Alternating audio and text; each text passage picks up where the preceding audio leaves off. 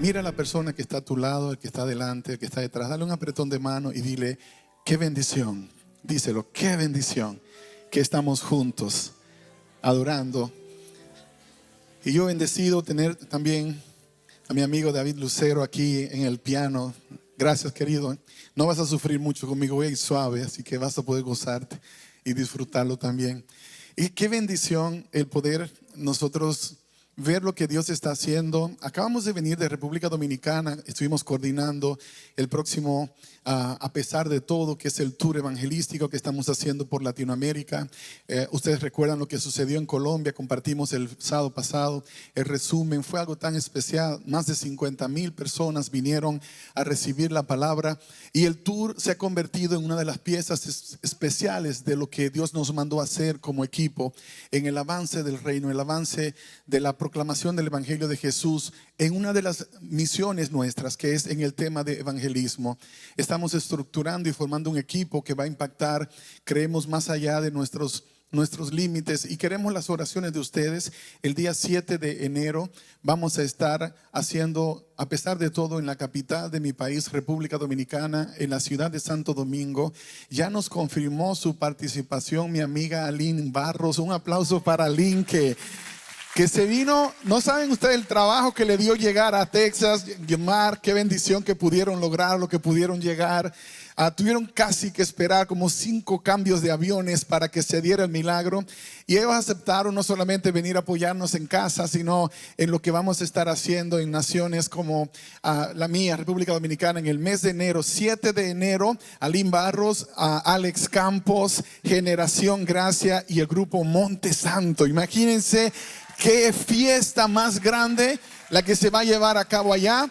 Y pues ya seguiremos contándoles el chisme santo de los países que vamos a estar visitando este próximo año. Pero tenemos una misión que tenemos que cumplir en pocas semanas. Calculamos que 2 semanas más vamos a estar viendo el milagro de cambiar ya el título, el nombre de frente del edificio a Gracia Church. Así que ustedes sigan empujando con estas oraciones.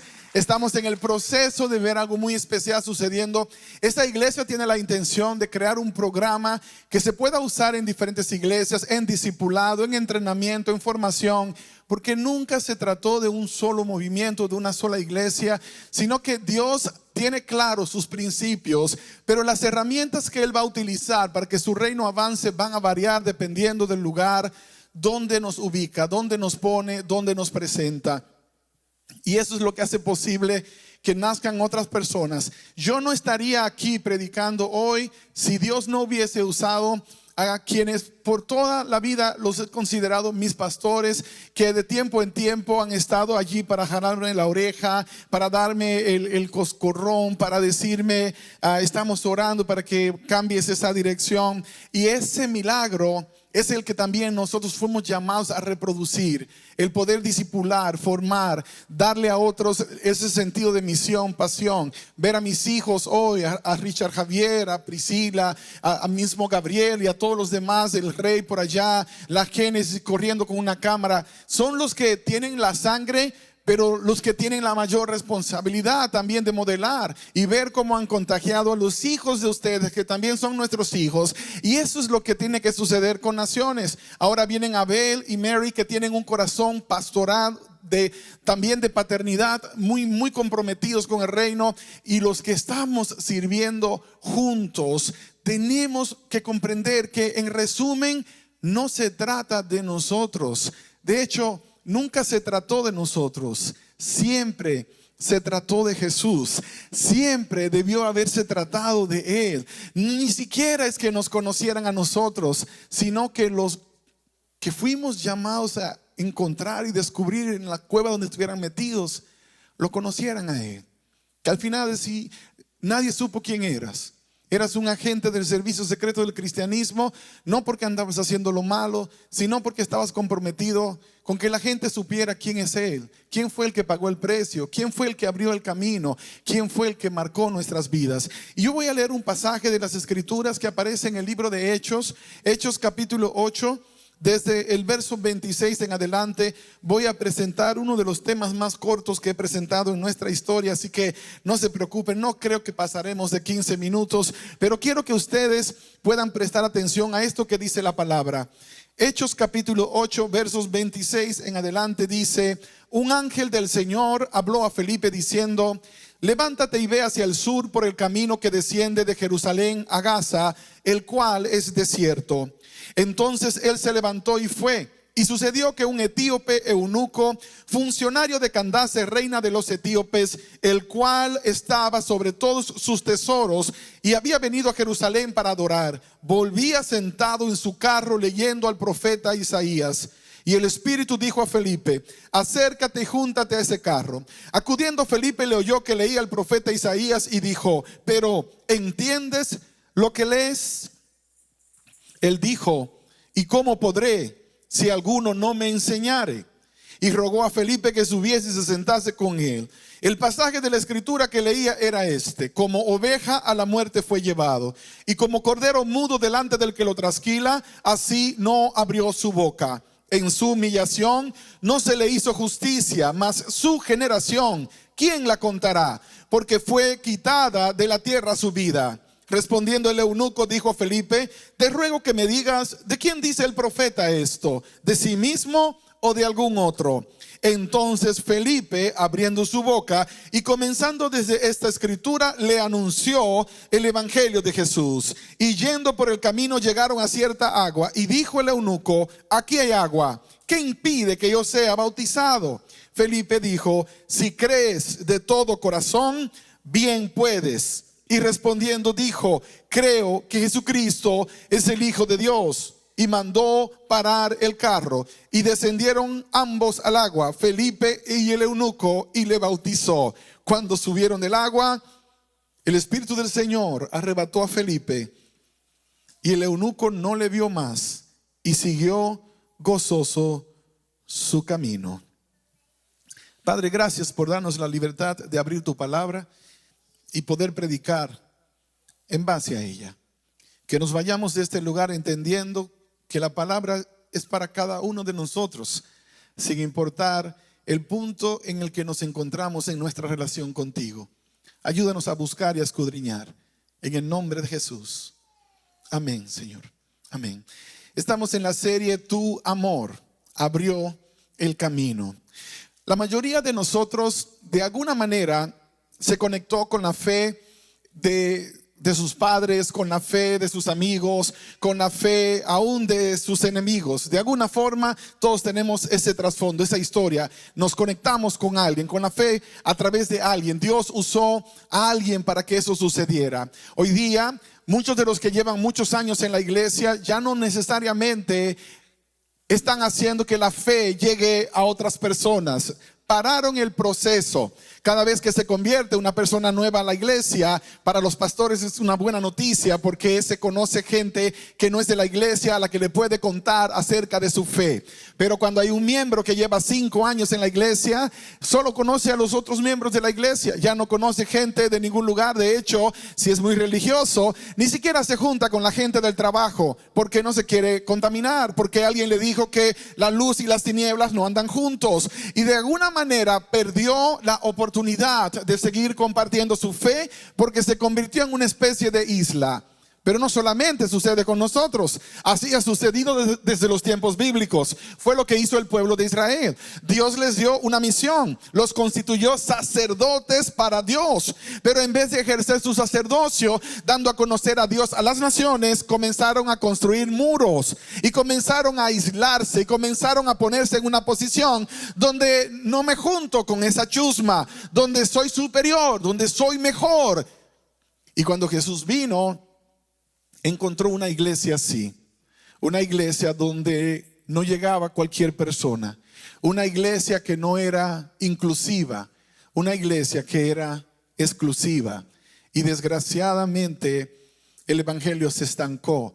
Entonces llega el Señor y volvió a encender la chispa y la llama, y algunas de las historias que ustedes ya conocen. Un día los discípulos vieron a Jesús sentado hablando con una samaritana y medio se horrorizaron. ¿Qué hace Jesús hablando con una samaritana? Y por allá luego una mujer sirofenisa llega y le dice: mi hija está poseída. Y los discípulos se emocionaron cuando Jesús le dijo: no está bien que le echemos la comida de los hijos a los perros. Y ellos pensaron que Jesús estaba honrando esa clase de pensamiento de los tiempos cuando Él llegó, pero se quedaron sorprendidos cuando la mujer respondió y dijo: Señor, pero tú sabes que aún los perros comen de las migajas que caen de las mesas de sus amos. Y Jesús se volteó con una sonrisa que yo imagino así sincera, genuina, como siempre fue, y dijo: mujer, qué fe tan espectacular. Mira, allá en casa no aparece esto. Vete, que tu hija ya está libre. Y los discípulos comenzaron a entender que el evangelio no era un asunto de castas sociales o para darles privilegios exclusivos a los que lo habían recibido,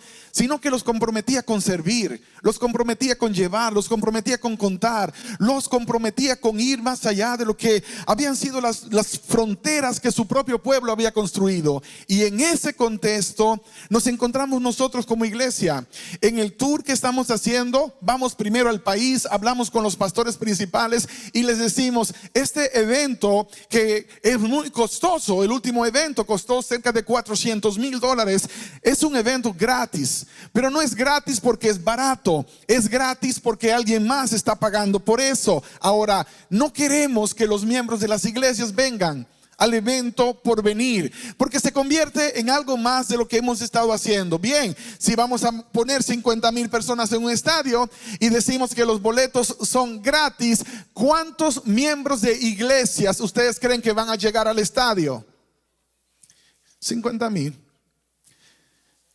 Y capaz que llegan 60, porque ni siquiera se van a preocupar por el hecho de que alguien más que no es del círculo lleguen. Van a traer al amigo, el hermano, pero todos de la misma familia o de la misma fe. Y de repente tenemos una tremenda celebración, 50,000 cristianos adorando a Dios, espectacular.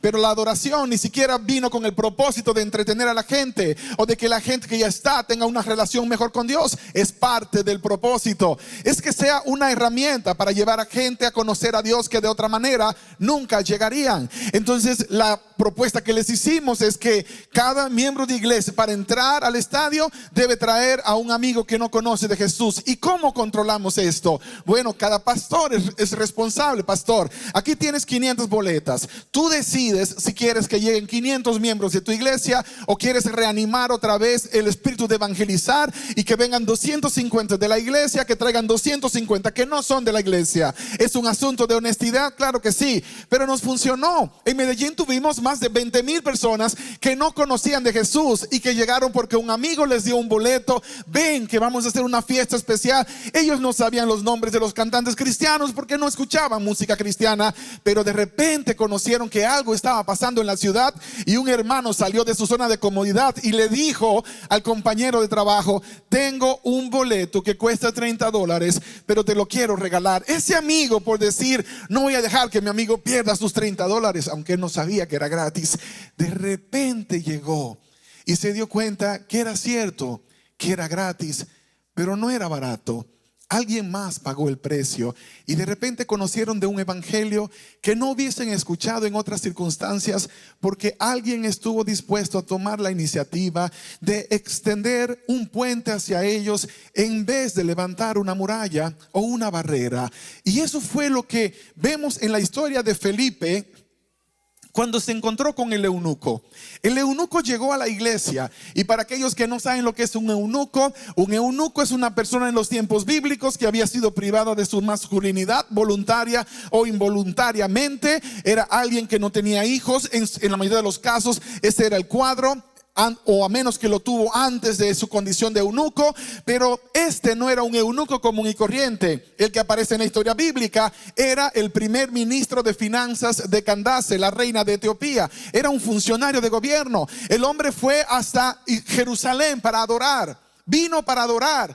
Pero cuando llegó encontró una iglesia que no era inclusiva, que era una iglesia exclusiva. Encontró una iglesia que para los extranjeros no tenía un lugar. Encontró una iglesia que en vez de extender un puente, había estado más preocupada en levantar muros de separación. Y esa iglesia lo dejó como vino. Tanto así que lo único bueno que encontró fue que se compró unas cuantas Biblias. De aquel entonces un rollo de la Biblia se compraba por separado. Se compró el de Isaías, no sé qué otro más. Pero el punto de la historia es que cuando aparece en la historia bíblica, él viene leyendo al profeta Isaías. Y el Señor, el que está más preocupado por la salvación de sus hijos, le dijo al etíope, le dijo a Felipe: mira, hay un etíope eunuco que va por este camino, quiero que vayas y quiero que le prediques. Y él, como siervo de Dios, dijo: le entro, Señor, vamos. Y se fue, iba corriendo en el desierto, que no necesariamente es como el desierto cuando entras a Texas, que no es tan fácil correr, pero allí iba corriendo porque había una parte que el que le sirve a Dios siempre tuvo y tiene que estar dispuesto a hacer: sacrificio. A veces pensamos que Dios no pide sacrificio porque la Biblia dice: misericordia quiero y no sacrificios. No está hablando de que no te sacrificas. Todo lo que vale la pena sacrificarse por ello. Y si tú crees que Dios vale la pena, entonces estás dispuesto a sacrificar. A veces para llegar a la iglesia hay que hacer un gran sacrificio. Para llegar al discipulado hay que hacer un gran sacrificio. Dios no te dijo que no tenías que sacrificarte. Lo que le está hablando es de ese sacrificio que no tiene propósito. El que se fue por 10 kilómetros de rodillas sangrando, tratando de ganar el corazón de Dios, no necesita sangrar porque Dios ya sangró. No necesitas sufrir porque Dios ya sufrió. No necesitas pagar porque Dios ya pagó. Y es lo que algunos no han comprendido. Y de repente estamos viviendo en una temporada donde todos los movimientos políticos siguen echando ese humo de confusión.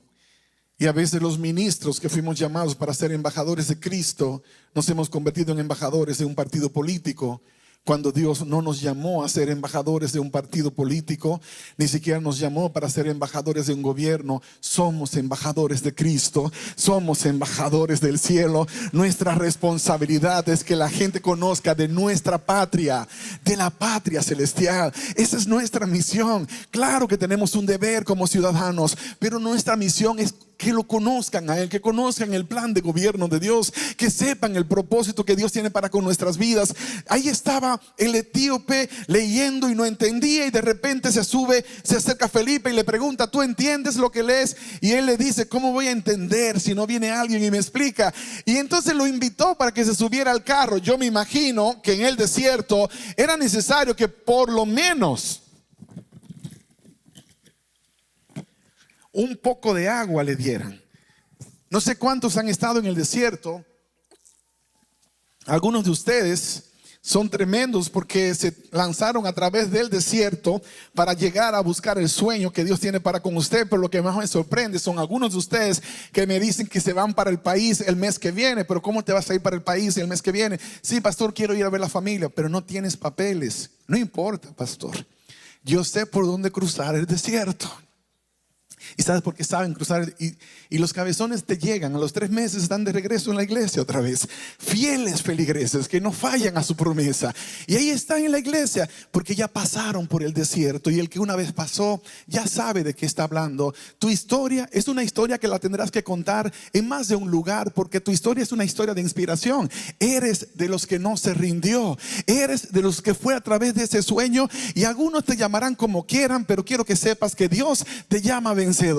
Dios te llama triunfador. Dios reconoce lo que pagaste, el precio para llegar a alcanzar ese sueño. Pero pastor, si otros me dijeron que era un criminal, usted me está diciendo que Dios me ve diferente. Sí, porque los seres humanos miramos la tierra diferente. Miramos que de aquí hacia allá te pertenece a ti. Pero la Biblia dice que de Jehová es la tierra y su plenitud. La tierra le pertenece al Señor. Y si soy hijo de Dios, soy dueño también por herencia de todo lo que le pertenece a mi papá. Y no voy a entrar en política porque luego entramos en problemas, pero sí te quiero decir que cuando de repente Felipe sube y comienza a explicar comenzando desde esa escritura, dice la palabra, le anunció todo lo que las escrituras decían acerca de él. El etíope se emociona, dice, pero por favor, ¿de quién habla acá? ¿De quién habla? ¿Es del profeta, de alguien más? No, ni del profeta, ningún otro. Está hablando de Jesucristo. Está hablando del que tú escuchaste que murió en la cruz del Calvario. Él es el Cordero de Dios que quita el pecado del mundo. Y tan poderoso fue el estudio bíblico que llegaron a un lugar donde había agua, y es el mismo etíope que dice: aquí hay agua, ¿qué impide que yo sea bautizado?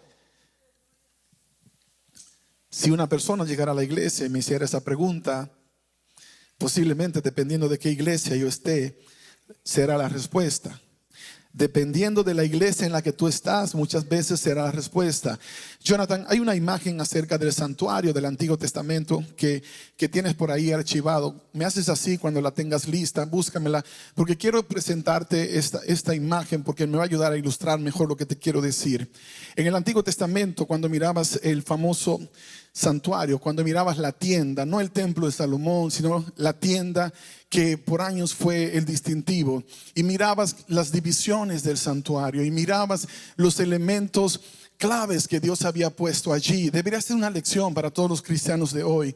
Una persona que viene y pide entregarle su vida a Jesús no debería ser rechazado bajo ninguna circunstancia, porque nosotros no fuimos llamados para decidir si le damos o no lo que Dios ya les dio. Nosotros somos simplemente dispensadores de una gracia que nos fue entregada, y tenemos el deber de confiar, de darla a la persona que viene buscando. Por ejemplo, si alguien viene y me pide bautismo, yo le voy a hacer algunas preguntas, por supuesto, porque hay una pregunta fundamental que se le hizo al etíope: si tú crees de todo corazón, bien puedes. Y yo le voy a preguntar a las personas: si ustedes creen de todo corazón que Jesús es el Señor y Salvador, bien lo pueden hacer. Algunos recordarán aquella experiencia que viví en Israel cuando andaba en un tour católico. Me tocó un tour católico porque yo no fui para ningún tour. Yo me fui porque Dios me mandó para allá con uno de mis hijos y queríamos ir al Río Jordán, y nos tocó un tour católico. Así que eran todos católicos en el grupo, y yo sé que tengo algunos de ustedes que son católicos, apostólicos, romanos, y otros que somos católicos, apostólicos, cristianos. Pero el punto es que estábamos en el grupo y llegamos a un lugar. Todos los lugares que visitamos eran los santuarios de la Virgen, y es una de las cosas que a veces se nos hace difícil, porque he ido con grupos cristianos que no quieren saber nada de la Virgen, no quieren ni entrar cerca de un santuario porque piensan que les va a caer fuego o alguna cosa como tal. No, realmente yo creí de corazón que a Dios eso no lo obstaculiza el cumplir la misión de bendecir a una persona. Llegamos ahí entre la Virgen 1 y la Virgen 2 y la Virgen 3, fuimos hablando del evangelio, me preguntaban, nos hicimos amigos, y al final, cuando llegamos a Río Jordán, tuve el privilegio de bautizar a todos los que estaban en el autobús con nosotros, porque yo no era un enemigo,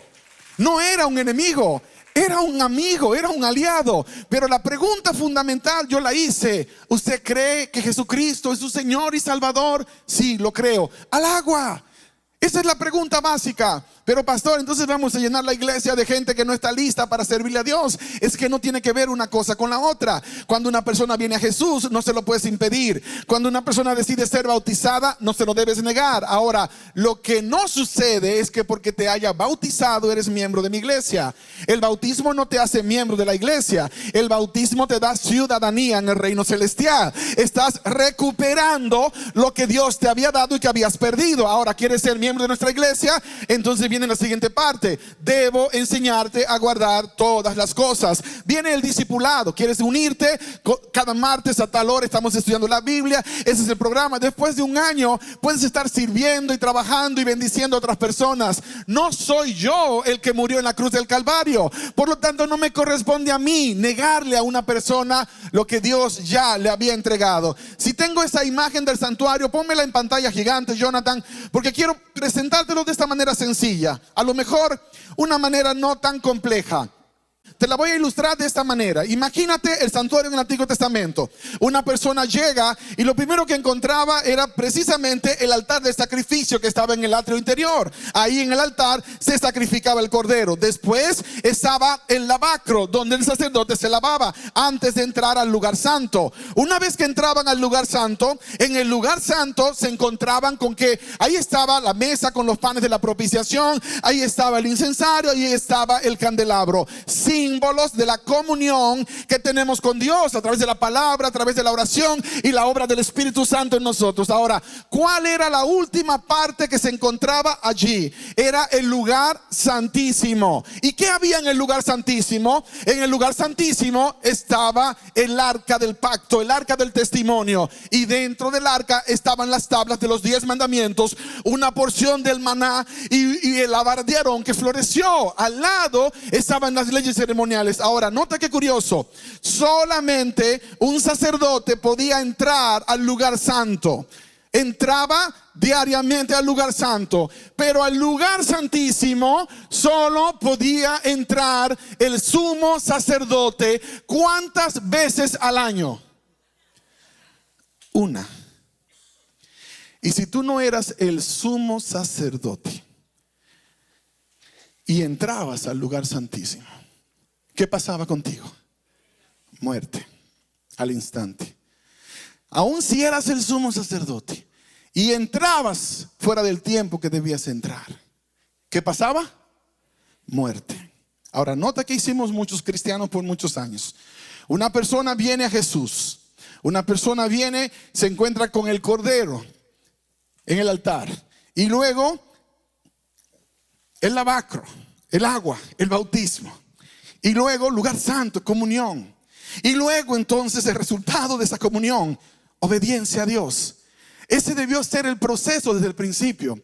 Pero nosotros como religiosos comenzamos a adoptar un montón de cosas y a satanizar todo. Satanizábamos el televisor, la radio, el piano, la guitarra, todo. Yo recuerdo cuando llegué a la iglesia y me dijeron que la guitarra eléctrica era un instrumento inventado por Satanás a través de un tipo llamado John Lennon. Así me lo enseñaron en la iglesia. Así que la guitarra eléctrica es satánica, la inventó John Lennon. No sé de dónde salió el astronauta que me enseñó esa palabra, porque no tenía ningún fundamento. La música siempre fue un vehículo. Lamentablemente, la manera como muchos usaron para transportar el producto equivocado causó el daño que dañó. Ahora bien, el punto es, no solamente eso, sino que ahora cuando una persona se quería entregar a Jesús, en vez de llevarlos por el cordero, en vez de llevarlo por el agua, en vez de llevarlo por la comunión, lo que hicieron fue, lo llevaron por la parte de atrás del lugar santísimo y lo metieron por la ley, la obediencia, y lo mataron. Y creamos una generación de terroristas espirituales, personas que se consideraban superiores espiritualmente, pero estaban muertos. Ninguna pasión por Jesús, por eso podían matar a cualquiera y no tenían cargo de conciencia, destruir la vida de cualquier persona sin remordimiento. No sé a cuántos de ustedes les tocó que lo pasaran al frente de la iglesia y casi lo apedreaban en público por un error que cometió en privado, y que algún chismoso sin gracia se enteró del error y fue a contárselo, y por ahí vino la tragedia. Y conozco gente que no quiere saber nada de Dios, pero nunca tuvieron un problema con Dios, solo tuvieron un problema con una persona, un ser humano, con una persona, y Dios pagó los platos rotos de esa triste realidad. Su amor abrió el camino. Abrió el camino para que las vidas nuestras pudieran cambiar y las vidas de todos aquellos que nunca tuvieron una oportunidad las pudieran tener. Una oportunidad en Cristo Jesús. Nuestras iglesias, no solamente esta, sino nuestra iglesia allá en Medellín, Colombia, ustedes escuchen bien esta palabra. Es su amor lo que abrió el camino. Iglesia amada allá en República Dominicana, es su amor quien abrió lo que abrió el camino. Iglesia querida en Nuevo México, allá en Atlanta, es su amor quien abrió el camino. Iglesia amada en México y el cuerpo de Cristo en los diferentes lugares del mundo, su amor abrió el camino. No nos toca a nosotros cerrarlo. Somos facilitadores de la gracia. no imposibilitadores de la misma. Fuimos llamados para levantar al que se cae, no para darle un tiro de gracia. Cuando veas a una persona que está herida espiritualmente, ayúdale a levantarse. Tu trabajo y el mío es restaurar a aquel que necesita restauración, levantar a aquel que se cayó. Pero por muchos años hemos estado haciendo lo contrario. Y lo miramos hoy día en las plataformas y en las redes sociales. Si alguien dijo algo que no te pareció, no te gustó, acabamos con la persona. Si el canto que subieron los chicos de Miel San Marcos, o ahora el nuevo canto de Generación Gracia, que ha sido una bendición en todos los lugares, me dan testimonio de lo que Dios está haciendo, pero aparece uno que otro que necesita tirar tierra y ensuciar. ¿Por qué? Porque ese nunca se encontró con el Cordero. A ese lo trajeron por el lugar santísimo y hace tiempo que está muerto. Y desgraciadamente es un ciego que no quiere ver, así como los ciegos con los que Jesús habló, que se decían no ciegos y se decían no esclavos, pero siempre lo estuvieron.